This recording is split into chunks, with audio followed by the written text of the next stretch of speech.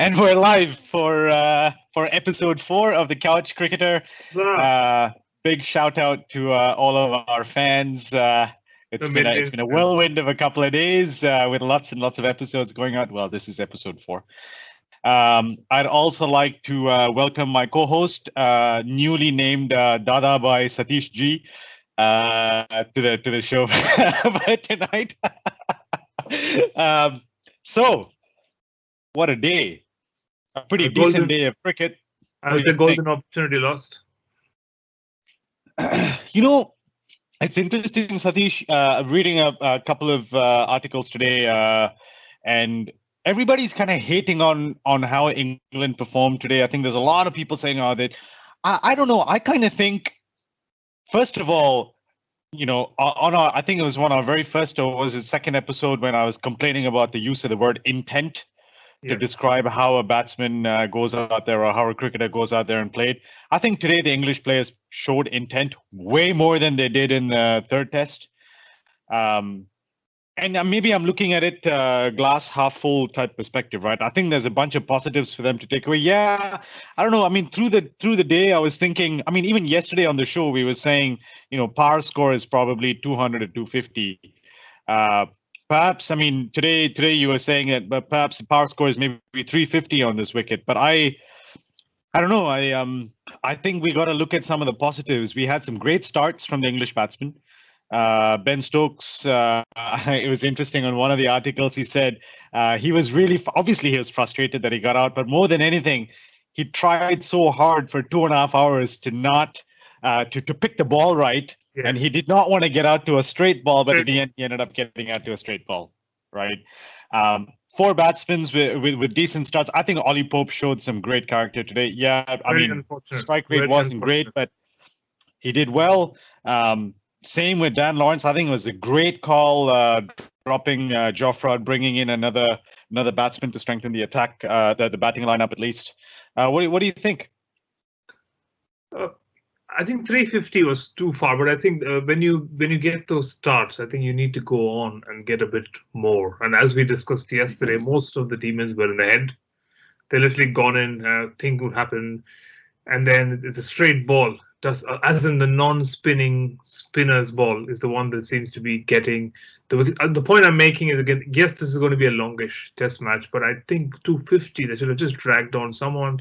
Like we said yesterday, Stokes was showing all the intent, to use the right word, and if he hadn't gotten out to that ball, I think there was 100 in the making. And then I think 250, 275 gives you a bit more, because again, as you say, again, on the third day, if India keep batting and piling on the runs, okay, let's take into account that India doesn't actually need to win this game.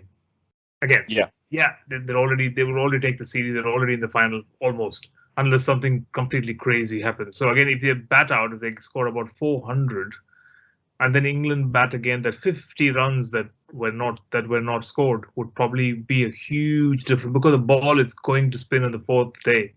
It's going to be classical. It's going to turn on the third day, and so you don't want to be chasing up a deficit of 270 to start with. Okay, let's say India gets to about 400, for example. So they have a 200, and then when you start with the ball starts turning, and then it's going to be probably there have been positives. They have shown intent. They have stepped out and done it, but I just think collectively a little more could have been done. Again, it was not all just kind of. Again, this time around there was no complaints. The pitch did not play any role in whatever. Yeah, no, I mean, definitely, it was very clear today that this was not a pitch issue. I mean, it was, you know, even if those 4 batsmen that got decent starts, they faced a bunch of balls. Even if they had all, maybe let's say, even if one of them have gotten 100, or even if all of them have gotten 50s and maybe gotten out in the, you know, mid 70s, you know, they would have easily gotten up to more than a 250 score, maybe 250, 275, which would probably give him a very good chance. But again, let's I guess maybe let's move over just very quickly to the ball that got Joe Root. Brilliant ball. Brilliant ball from Siraj. Brilliant ball. What an impact. Just pick 2, but pick 2 of the, again, the first one, again, Joe Root was set up. And the second one, Bairstow was set up with a similar kind of ball, but with about 10 mph more than the last one to Joe Root. He had no idea where the ball was coming from. And scramble seam, whatever you want to call it, it was not the wicket. It's just him bowling the ball. And then that's all he needed to do. Come in, bowl 4. It's come to a point where India doesn't miss Bumrah. You don't even recall or remember that he's not playing this game because this guy's come in, done his bit. I think we are. I think we've found an incredible seamer in the making for perhaps maybe one day to lead the seam attack against India with Siraj. I am super excited, and I really hope he makes it to the squad that's coming to Another the UK. Play test matches. There you go. There's always right? Can you just dismiss all of that? Yeah, I mean, I know. I was just saying. I really hope Siraj makes it into the side that's coming to the UK in the summer over here, because I would love to see him bowl on a green top over here, man. It is going to be super exciting to see that. Absolutely. And one thing, the point that you just made, you know, I think there's two sides to the discussion. There's obviously multiple camps on this one, but you know, a lot of people who hate on T20 cricket. I mean, it's done wonders for India in unearthing this kind of talent, isn't it? We talk about Nattu, we talk about Siraj, a bunch of incredible players. Let's talk about Jofra Archer. Where was he? He was pound. Where did he come from? Discovered in a 2020 tournament, and he can bowl everything, anywhere in any tournament. Yeah. But no, definitely good show from India with the ball today, and a bit of bad luck for Gill, I guess. But what a classy ball from Jimmy, though. What a class act from Jimmy. The old war horse never fails. Never fails to pick those wickets. Yeah. I'm very interested to see how things are going to turn out tomorrow. I don't know. The ball didn't quite do as much for Jack Leach, I thought. At least not yet. Maybe tomorrow, as the pitch wears on a little bit, it'll do a little bit more for him. Dom Bess again, maybe perhaps just a couple of overs he got today. Didn't quite. But you can't bowl 6 different balls every single over. Jack Leach does it from time to time, and Dom Bess is literally kind of one pitches and turns, another one goes straight on. There are a couple of full tosses. So this could go from kind of a punishing. Again, I think we're going to see Joe Root bowl about 20 overs tomorrow, in spite of having 2 frontline spinners. I think so. It could very well, and you know, and that was something I was thinking about before. For an English Test squad, what do you think? 2 seamers, 2 spinners, or how would you? Because I mean, at home, I don't think England should be picking up more than Jack Leach. Jack Leach should be just he's going to be controlling. He's going to be do a Keshav Maharaj kind of role where he just holds one side, and they let Anderson, Broad, and Archer at in.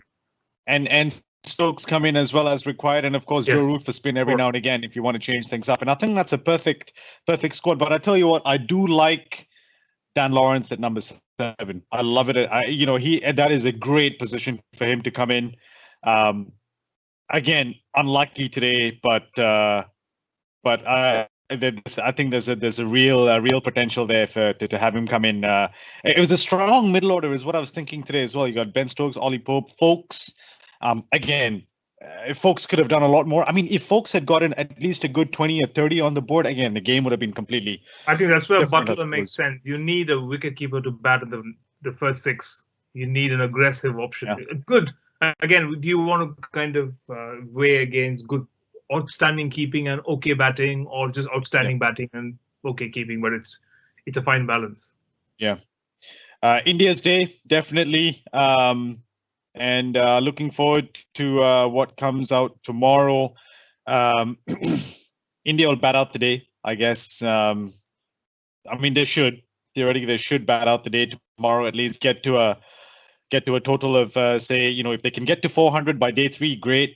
Anything in the mid 300s, I think will do them very nicely.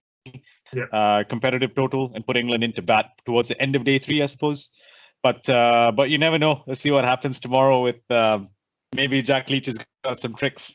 Who knows? We'll find out tomorrow. Never know. That's cricket for you. There you go. Just before we go, one more thing I wanted to just quickly pick your brain about. I Is was that reading got to some do with your hat? articles.